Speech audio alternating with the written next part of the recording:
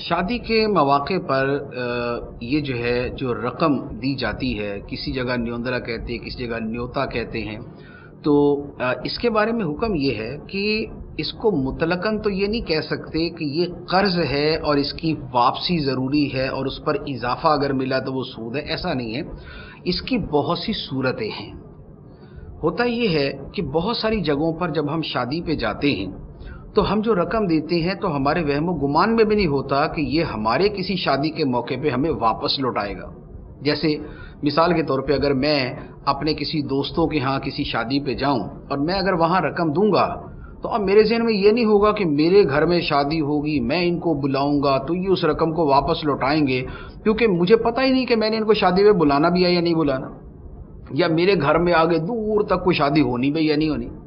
तो लिहाजा अब ये जो रकम दी है ये कर्ज की सूरत नहीं है।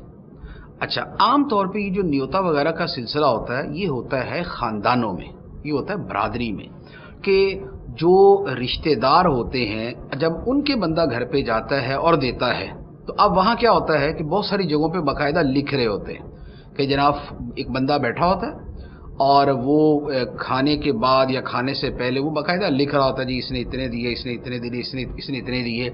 अब इसकी बाकायदा एक डायरी बनी होती है, एक रजिस्टर बना होता है। अब जब उसके घर पे शादी आती है तो अब ये देखते हैं कि भाई उसकी तरफ से कितना आया हुआ है। अब जितना उसकी तरफ से आया हुआ है तो ये उतना फिर वापस लौटाते हैं और या थोड़ा सा बढ़ा के लौटा देते हैं। अच्छा, बढ़ा के लौटाने का मतलब ये होता है कि ये किस्म का रवाज होता है कि भाई जिस ज़माने में उसने दिया था उस वक्त इतनी अमाउंट ही काफ़ी थी, अब ये 10 साल बाद ये दे रहा तो थोड़ी सी अमाउंट ज़्यादा होनी चाहिए। लेकिन उसमें ये भी होता है कि आइंदा हमारे यहाँ शादी होगी तो फिर ये दोबारा उतनी लौटा देगा।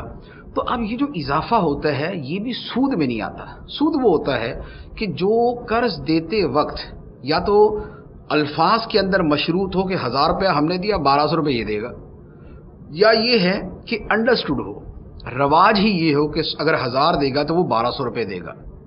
लेकिन इसमें असल में शर्त वाली सूरत नहीं होती। होता ये है कि रकम जब दी है, अब 1000 रुपया दिया और उसने दे दिया 1500 रुपये, तो अगर ये 1500 रुपये दिया है तो ये जो ऊपर का 500 रुपये है ये इसको कोई प्रॉफिट नहीं आया, बल्कि ये 500 रुपया इसके ऊपर चढ़ गया। अब आइंदा जब ये उसको देगा तो ये उस 500 का हिसाब रख के उसको देगा।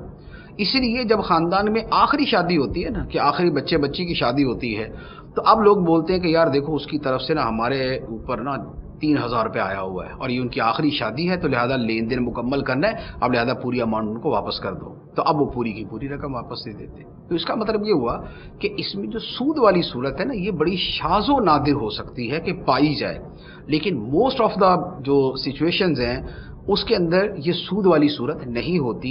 हाँ, कर्ज वाली सूरत कहीं होती है, कहीं नहीं होती। इवन के ख़ानदानों के अंदर भी ज़रूरी नहीं है कि जो रकम दी जाए वो कर्ज़ी शुमार हो। जैसे एक ख़ानदान ऐसा है कि उसमें अक्सरियत जो है वो मिडल तबके की है, गरीबों की है, और चंद अफराद बड़े पैसे वाले। अब पैसे वाला शादी पे आता है तो वो 10,000 रुपये दे देता है, लेकिन उसके जहन में भी नहीं होता और ना जिनको मिलता है उनके जहन में होता है कि हमने इसने 10,000 दिया तो हमने भी इसकी शादी पे 10,000 देना है। ऐसा नहीं होता। उसने 10,000 अपनी मोहब्बत या अपने इमदाद के तौर पे दिया है, और जो दूसरे वाले हैं जब वो वापस जब वो शादी पे देंगे वो अपनी हैसियत के एतबार से 1000-2000 रुपया दे देंगे। तो ये हालांकि रिश्तेदारी मौजूद है यहाँ पर, इसके बावजूद भी ये कर्ज की सूरत नहीं बनती। तो लिहाजा ये न्योता कहीं कर्ज होता है, कहीं नहीं होता। अब इसका दारो मदार उस सूरत हाल पे होगा कि इनका जो आपस का लेन देन है ये किस किस्म का है, ये कर्ज वाला है, तोहफे वाला है, या किस किस्म का है, तो उस पे दारो मदार